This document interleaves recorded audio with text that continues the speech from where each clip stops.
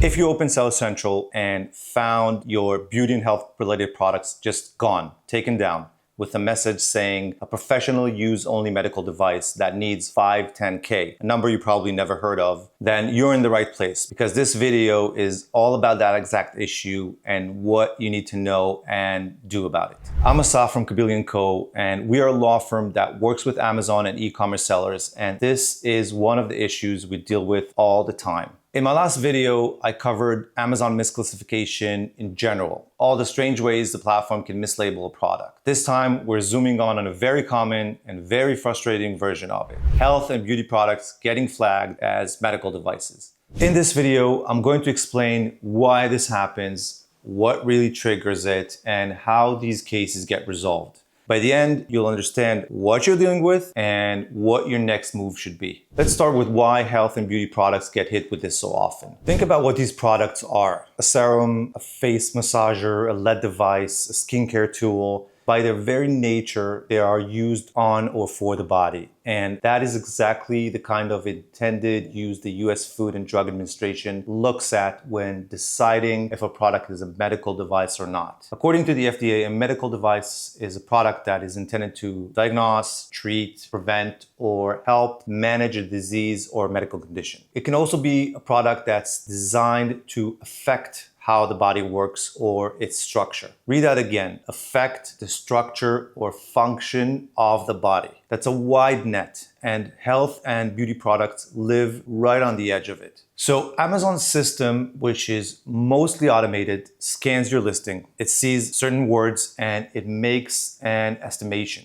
The problem is that the estimation is sometimes wrong, and it's usually triggered by your marketing language more than by the product itself. Now, let me quickly explain how the FDA actually classifies these things, because it matters for your appeal. The FDA sorts medical devices into 3 groups based on risk. Class 1 is the lowest risk, Class 2 is moderate, Class 3 is the highest, things like pacemakers and implants. Here's the key point many sellers are not aware of: a huge share of low-risk devices don't require a 510K at all. They're what's called exempt. According to the figures based on the FDA's own framework, about a third of all medical devices fall into Class 1. And the large majority of these are exempt for any pre-market review. I'll put a source for that figure in the description so you can check it yourself. And I want to flag that this particular number comes from a third-party summary of the FDA's data, not directly from the FDA. So treat it as a general illustration, not a gospel. But the takeaway is simple: even when a product generally is a low-risk device, it very often needs no 510K. And many products aren't medical devices at all. So when Amazon demands a 510K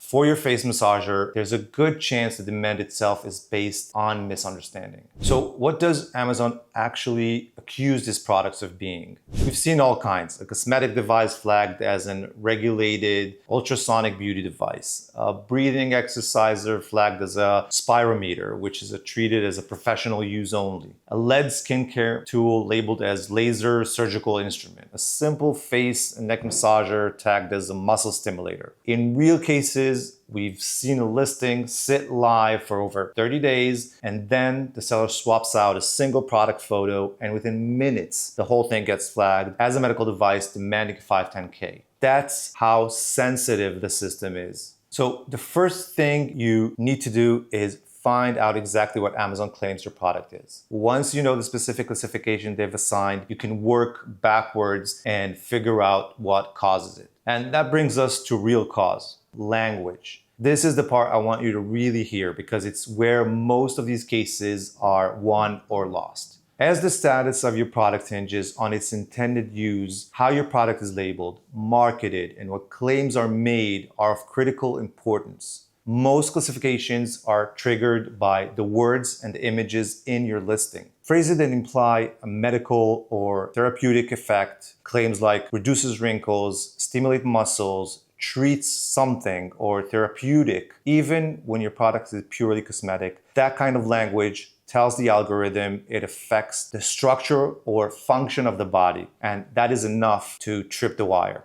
In one case we're aware of, a seller's packaging said the device supported wrinkle reduction. Amazon's position was augmenting the skin that way implied a medical use, even though the product was clearly cosmetic. In this case, a small change of the language used would have been enough to prevent such classification. However, the differences can be extremely nuanced and not obvious to a non-expert. So here's the critical distinction. Sometimes the problem is only in your listing. Your title, your bullet point, your A+ content. That's the better situation because listing text can be cleaned up. But sometimes the problematic language is on the product itself or on the packaging. And when that is the case, Amazon gets much stricter and they may require you to remove all your FBA inventory from that ASIN. In some situation, you may even need to create a brand new ASIN to ship back updated compliant products. That's why understanding where the issue lives, listing versus packaging versus product, is the first real step of fixing it. So how do you resolve one of these? The approach is clean first, then appeal. In cases where the language caused the classification, Amazon often expects the listing and the product and packaging, if needed, to be fully cleaned up before you appeal and before they even take it seriously. So you go through everything, the detail page, the images, the manual, the packaging, you identify the words or claims that triggered it,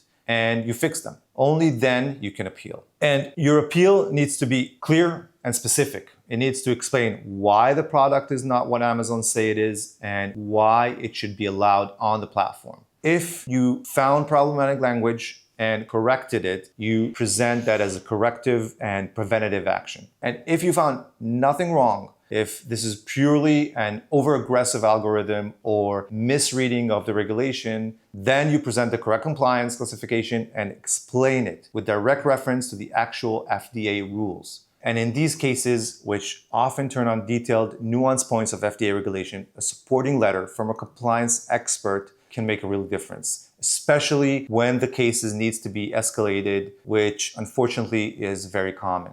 Now, let me tell you why these cases get stuck. When you appeal, you're usually going back and forth through the case log with an Amazon agent. But that agent is generally just a bridge between you and the team actually reviewing the case. So arguing endlessly in the case log often goes nowhere. What's frequently needed is a direct escalation to a senior specialist team. And even then, Amazon can be extremely cautious or just plain stubborn. We've worked on cases where the seller went through the long, expensive products of getting formal classification from the FDA itself, and Amazon still rejected the official document and stuck with their original call. In situations like that, our attorneys had to contact Amazon legal department directly to get the listing reinstated. I'm not telling you this to discourage you, but so you go in with realistic expectations. These cases are winnables, but the path isn't always a single tidy appeal, and knowing that changes how you approach it from day one. Now, one more important point. The best way to handle all of this is to never get here in the first place. If you're sourcing or manufacturing a new health or beauty product, get a full compliance review before you commit. Have your product, your packaging, your labeling, and your marketing language reviewed by someone who understands both Amazon's policies and the federal regulations. That review does two things. It helps you avoid a misclassification on Amazon, and just as importantly, it helps you stay compliant with the FDA, because Amazon rules are one thing, but federal law is another. And you want to be on the right side of both of them. One last thing to keep in mind, Amazon reserves the right to restrict any product it wants, regardless of how the FDA classifies it. And their policies often change, so checking those policies regularly is just part of selling at that category. Let me bring all this together. If your health or beauty product gets flagged as a medical device, it usually comes down to language. Find out exactly what Amazon claims it is. Clean up the listing, the packaging, and the product if needed.